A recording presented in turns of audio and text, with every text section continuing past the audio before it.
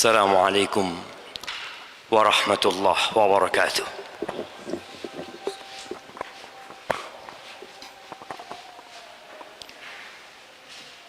الله أكبر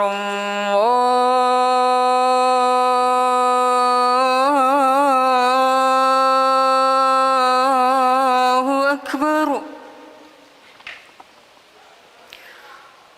الله أكبر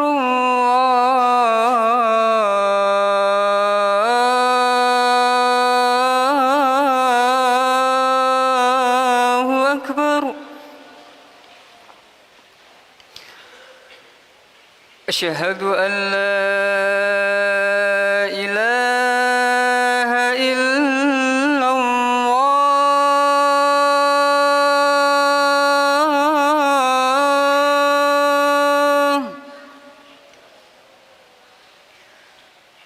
أشهد أن لا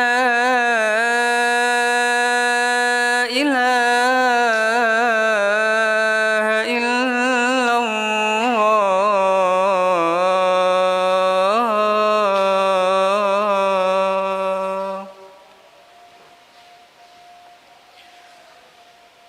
أشهد أن محمدًا رسول الله.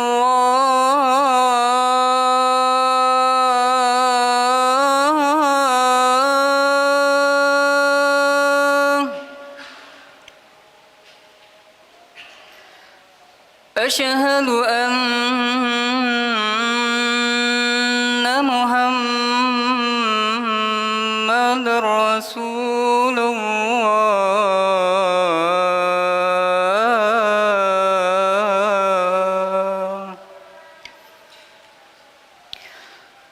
حي على الصلاة.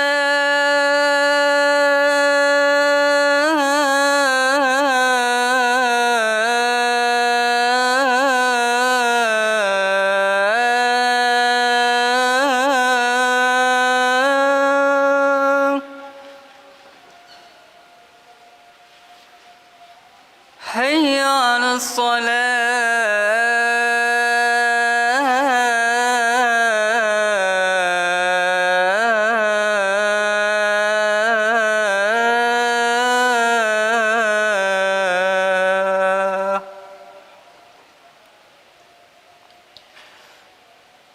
حي على الفلاح.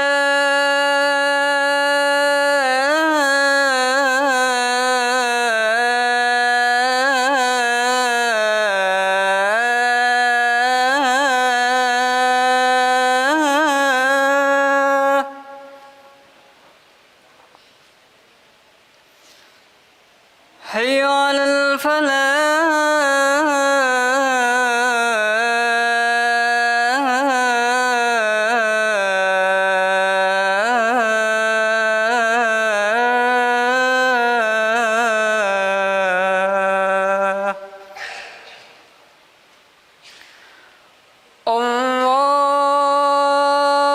الله أكبر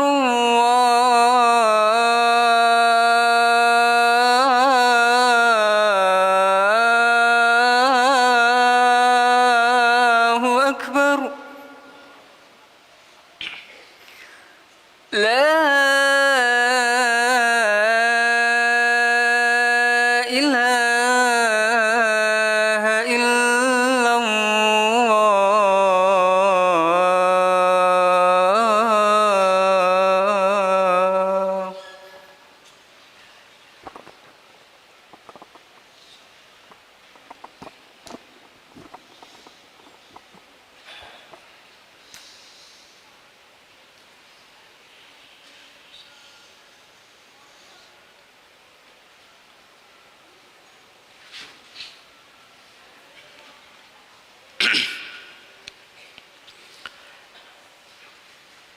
إن الحمد لله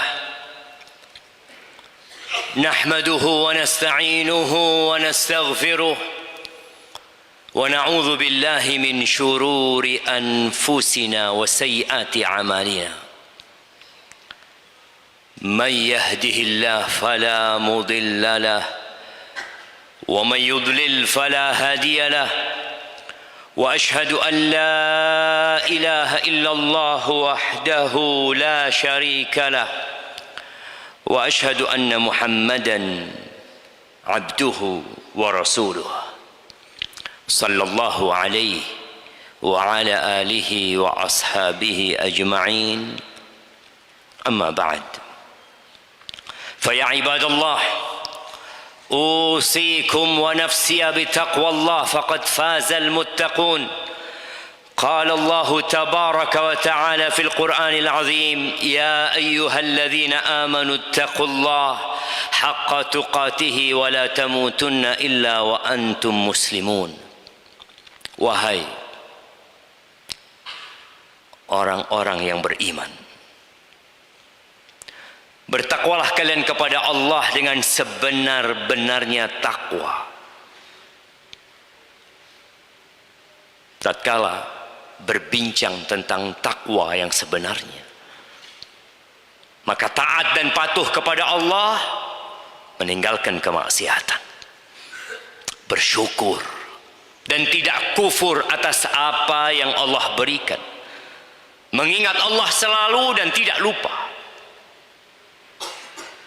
Dan Allah berpesan kepada kita, wala tamutunna illa wa antum muslimun. Janganlah kalian mati kecuali dalam kondisi Islam. Ma'asyiral muslimin wa zumratal mu'minin rahimakumullah. Hari ini hari ke-30 kita berpuasa. Hari ke-30 kita sholat malam. Hari ke-30 kita menempa jiwa kita. Lembaran-lembaran Al-Quran kita baca. Pujian-pujian untuk Sang Pencipta kita haturkan. Doa-doa kita panjatkan. Ada banyak amal soleh yang sudah kita kerjakan selama 1 bulan. Ada sebuah musibah yang sebagian manusia tidak sadar bahwa itu musibah yang sangat besar dibandingkan dengan musibah-musibah dunia. Musibah itu bukan kehilangan harta, bukan ditinggal mati orang-orang tercinta, bukan sakit, bukan kesempitan dunia. Tapi musibah yang besar itu adalah ketika amal yang kita sudah lakukan, bukan hanya Ramadan tahun ini, Ramadan sebelumnya, di mana kita bersungguh-sungguh beribadah kepada Allah Azza wa Jal, yang menjadi musibah tatkala amalan yang sudah kita kerjakan ternyata sia-sia, ternyata hancur dan tidak bernilai di sisi Sang Pencipta. Kita capek, kita lelah, menahan lapar dan haus, datang ke masjid di shaf pertama, kita menghatamkan Al-Quran berulang kali, kita bersodakoh mengeluarkan harta yang kita kumpulkan dengan keringat kita. Kalau ternyata semuanya sia-sia. Allah Azza wa Jal berfirman di surat Al-Kahfi di ayat 103-104, Allah mengatakan, qul hal nunabbi'ukum bil akhsarina a'mala. Maukah kami kabarkan kepada kalian? Kabar tentang apa? Kabar tentang manusia-manusia yang paling merugi. Alladzina dhalla sa'yuhum fil hayatid dunya. Orang yang paling merugi tatkala dia dibangkitkan dari kuburnya, digiring ke padang mahsyar, rapot dibagikan, timbangan ditegakkan, dia berpikir dia sudah banyak amal solehnya, tapi orang ini sia-sia amalnya ketika dia di dunia. Wahum yahsabuna annahum yuhsinuna sunnah. Namun mereka berpikir, mengira, berprasangka bahwa amalan yang mereka lakukan baik. Ahibati fillah,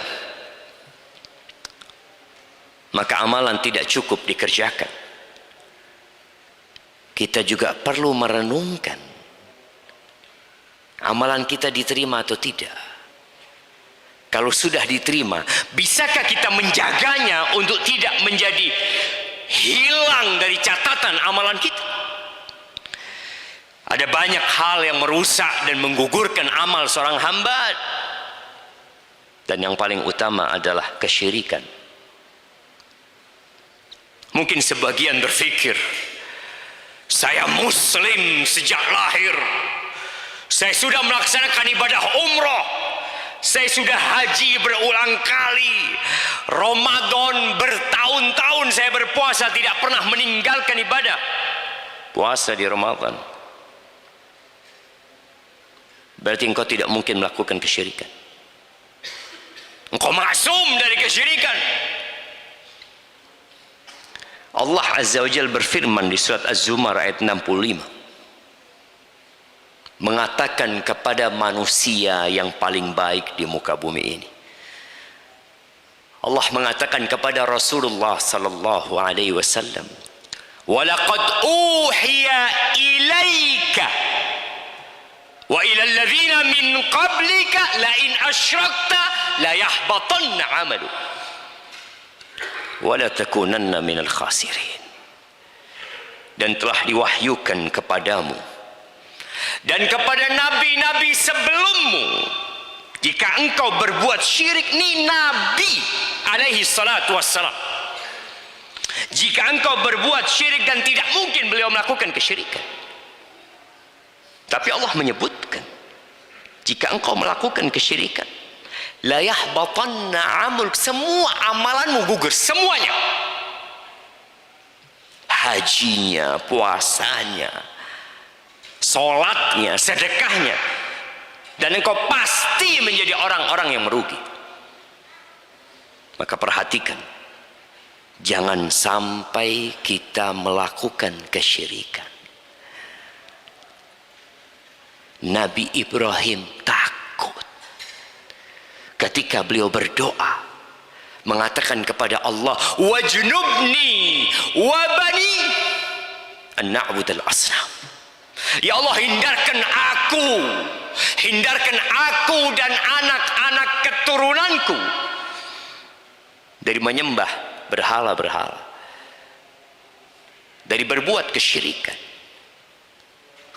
Kalau Nabi Ibrahim takut, apalagi orang kayak kita. Seperti apa tingkat keimanan kita dibanding Nabi Ibrahim alaihissalam? Tapi memang benar, semakin tinggi tingkat keimanan, semakin tinggi keilmuan seorang hamba, semakin takut sama Allah Azza wa Jalla. Yang kedua, yang dapat menggugurkan amalan kita, bukan menggugurkan, tapi tidak diterimanya amalan kita, riya. Keinginan untuk dipuji, keinginan untuk disanjung. Kita baca Quran, didengar oleh orang, kita berceramah, kita bersedekah, kita berjihad. Kalau ternyata riya, Allah nggak akan terima. Dalam sebuah hadis qudsi, Allah Azza wa Jalla mengatakan, ana aghna syuraka 'anis syirik. Aku adalah zat yang paling tidak butuh dengan sekutu. Man amila amalan asyraka fihi ma'i ghairi taraktuhu syirka. Barang siapa yang melakukan sebuah amalan lalu dia sisipkan dalam amalan itu selain aku bersama aku tinggalkan dia dengan yang aku disekutukan dengan. Dan riya ini sesuatu yang paling ditakutkan oleh Nabi alaihi salatu wassalam. Beliau pernah mengatakan, inna akhwaf ma akhafu alaikum asyirk al-asghar. Sesuatu yang paling aku takutkan syirik. Yang terkecil ini. Ria. Dia tersembunyi, dia kecil, tapi dia menggugurkan amalan. Kita semua ingat bahwa yang akan menjadi korek api neraka 3 orang soleh. Yang pertama ustadz dan imam. Yang kedua mujahid fi sabilillah yang mati syahid. Yang ketiga orang kaya yang suka berbagi dan menolong orang lain. Kemana khutbah-khutbah dia? Kemana bacaan-bacaan Quran ketika dia menjadi imam? Kemana perjuangan dia sampai darah mengalir dan tubuhnya penuh dengan luka? Kenapa itu tidak dihargai? Kemana harta yang disedekahkan, masjid yang dibangun, madrasah yang didirikan? Kemana? Ketika seorang beramal bukan karena Allah, dan Allah tahu dengan isi hati kita. Ucapan lillahi ta'ala, saya sodakoh lillahi ta'ala, saya menuntut ilmu lillahi ta'ala, ya itu hanya lisan. Dan semua bisa mengatakan dengan lisannya. Tapi Allah melihat kepada hati, karena urusan niat ini di hati. Yang ketiga, ujub. Kalau riya biasanya sebelum beramal, bersama amalan. Kalau ujub biasanya setelah orang beramal. Kalau dia menyandingkan makhluk dengan Allah, itu riya. Tapi kalau ujub, dia menyandingkan dirinya dengan Allah Azza wa Jalla. Kau siapa? Engkau bisa sholat karena Allah. Kita nih bisa puasa selama bulan Ramadan, bisa qiyamul lail, bisa i'tikaf, bisa baca Quran karena Allah yang menguatkan kita, yang membimbing kita. Terus kenapa engkau ujub?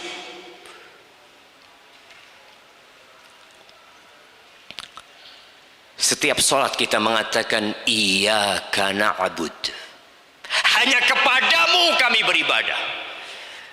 Nggak boleh ada riya. Hanya kepadamu kami. Wa iyyaka nasta'in, dan hanya kepadamu kami minta tolong untuk hilang semua ujub dari jiwa kita. Kita semua butuh pertolongan Allah Azza wa Jalla.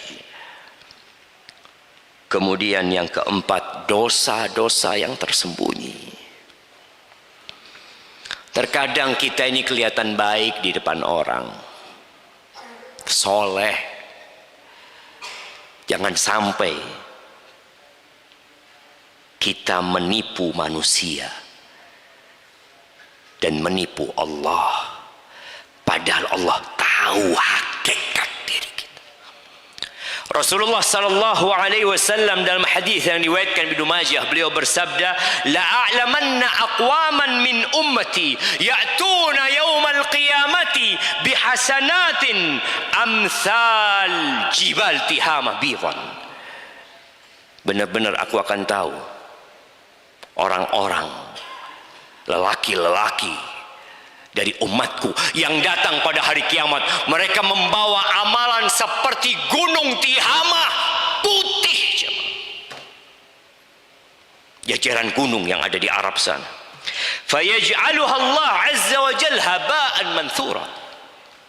Lalu Allah jadikan amalan dia debu yang berterbangan. Dia melihat amalan dia banyak, tahu-tahu amalan itu menjadi debu. Qala Thauban, perawi hadis ini mengatakan kepada Rasul SAW, ya Rasulullah, sifhum lana, jallihim lana an la nakuna minhum wa nahnu la na'lam. Wahai Rasulullah, ceritakan siapa mereka, gambarkan kepada kami siapa orang-orang itu yang banyak amal solehnya tapi tahu-tahu jadi debu yang berterbangan, agar kami tidak menjadi kelompok itu, sedangkan kami tidak tahu. Maka kata Nabi SAW, ama innahum ikhwanukum, mereka saudara-saudara kalian, bukan orang-orang kafir.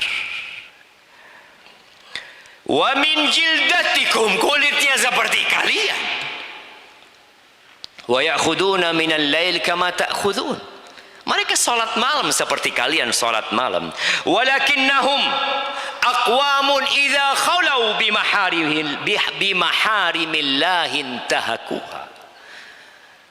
Namun mereka adalah jenis manusia, kalau sedang sendirian dia lupa dengan aturan Allah Subhanahu wa taala.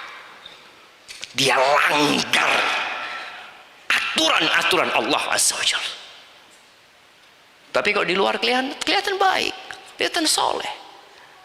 Mungkin ada orang-orang yang seperti itu. Semoga Allah menyelamatkan kita dari mereka. Ahibati fillah, yang kelima yang membuat amalan kita gugur adalah mengungkit sedekah. Kata Allah Azza wa Jalla, ya ayyuhalladzina amanu la tubtilu sadaqatikum bil manni wal adha. Wahai orang-orang yang beriman, kalian jangan gugurkan sedekah kalian dengan mengungkit dan menyakiti orang. Kalau kita sudah ngasih sama orang, jangan pernah ngomong, oh saya pernah bantu dia, saya kasih dia, engkau nggak ingat dulu aku bantu, engkau tidak ingat dulu. Ahibati fillah, nggak ada gunanya uang yang antum keluarkan. Kemudian yang keenam ini bukan menggugurkan amalan, bukan membuat amalan kita sia-sia. Amalan kita tetap ada pahalanya, tapi karena kita pernah melakukan kezaliman sama orang, maka amal soleh kita akan diberikan kepada mereka. Kita pernah ghibain orang, kita pernah memaki orang, kita pernah mengambil hartanya orang, kita pernah memukul orang. Apapun kezaliman yang kita lakukan kepada manusia, yang mungkin kita selamat di muka bumi ini dari hukum yang ada di dunia, orang-orang yang pernah kita sakiti akan hadir pada hari kiamat. Orang-orang yang kita pernah ganggu hidupnya, kehormatan yang pernah kita lecehkan dari manusia, mereka akan datang kemudian mengambil sholat kita, mengambil sedekah antum sepanjang hidup, mengambil zikir antum, semua diambil sampai habis. Kalau ternyata banyak orang yang kita sakiti, ahibati fillah, maka jangan jadi orang yang rajin beribadah tapi tidak menjaga amalannya, lalu pada hari kiamat kita hanya dapat capek dan lelah, dan kita tidak punya kesempatan untuk memperbaiki. Aqulu qawli hadza wa astaghfirullah li wa lakum wa li sa'iril mu'minin wal mu'minat fastaghfiruh innahu huwal ghafurur rahim.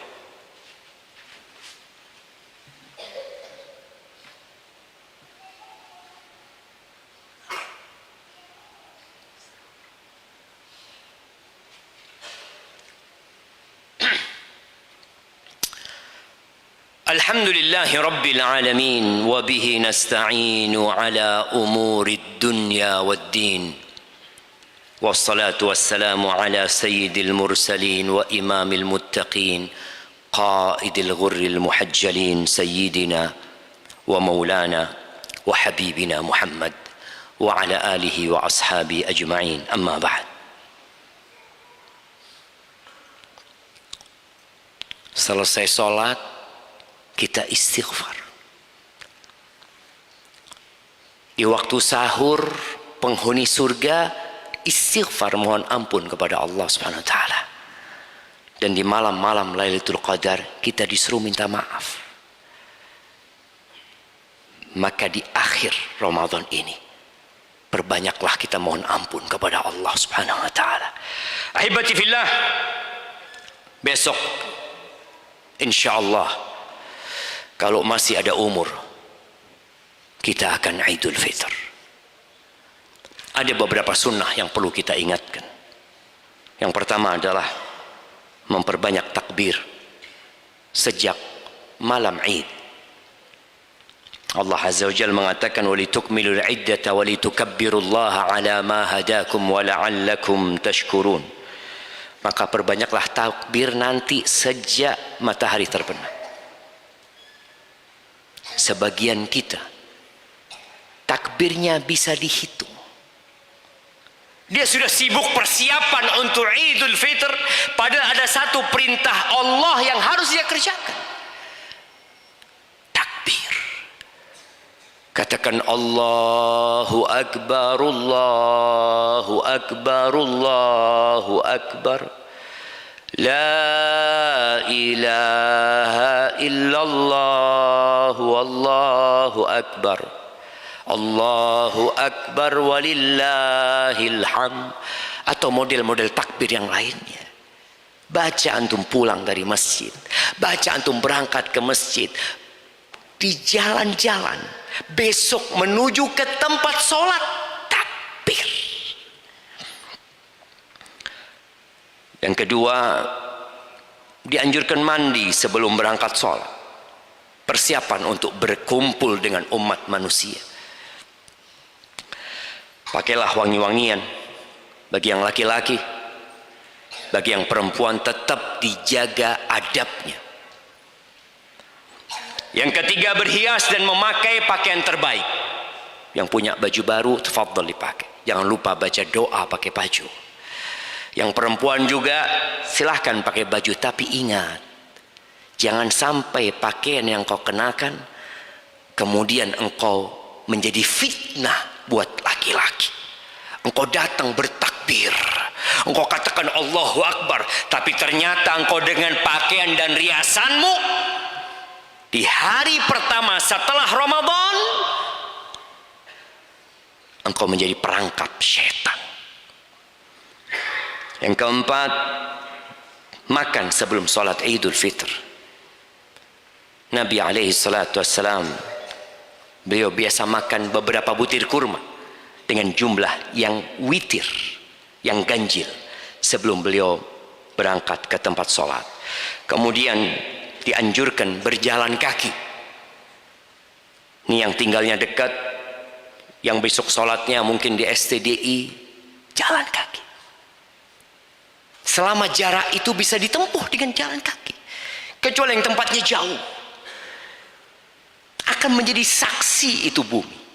Dan Nabi alaihi salatu wassalam disebutkan bagaimana beliau yakhruju ilal aidi masyian wa yarji'u masyian. Beliau berangkat jalan kaki, pulang jalan kaki. Dan beliau berangkat dan pulangnya dari jalan yang berbeda. Usahakan. Oh, kalau jalan sana lebih jauh, nggak apa-apa. Kita sedang menjalankan sunnah Nabi alaihi salatu wassalam. Kemudian menghadiri khutbatul Aid. Walaupun tidak wajib, dengarkan. Dengarkan. Besok adalah hari kebahagiaan. Semoga Allah menerima amalan kita. Jamaah rahimakumullah. Akhir Ramadan dan hari Jumat. Perbanyak salawat kepada Nabi SAW. Manfaatkan waktu untuk berdoa khususnya di akhir Jumat nanti. Innallaha wa malaikatahu yusalluna 'alan nabi ya ayyuhalladzina amanu sallu 'alaihi wa sallimu taslima. Allahumma salli wa sallim wa zid wa barik wa an'im 'ala 'abdika wa rasulika سيدنا ومولانا محمد وعلى آله وأصحابه أجمعين. اللهم اغفر للمؤمنين والمؤمنات والمسلمين والمسلمات الأحياء منهم والأموات إنك سميع قريب مجيب الدعوات. اللهم أصلح ولي أمرنا وولاة أمور المسلمين. اللهم إنك عفو تحب العفو فاعف عنا. اللهم تقبل منا إنك أنت السميع العليم وتب علينا إنك أنت التواب الرحيم. ربنا ظلمنا أنفسنا وإن لم تغفر لنا وترحمنا لنكونن من الخاسرين. اللهم إنا نعوذ بك أن نشرك بك ونحن نعلمه ونستغفرك لما لا نعلمه. ربنا آتنا في الدنيا حسنة وفي الآخرة حسنة وقنا عذاب النار. وسبحان ربك رب العزة عما يصفون وسلام على المرسلين والحمد لله رب العالمين.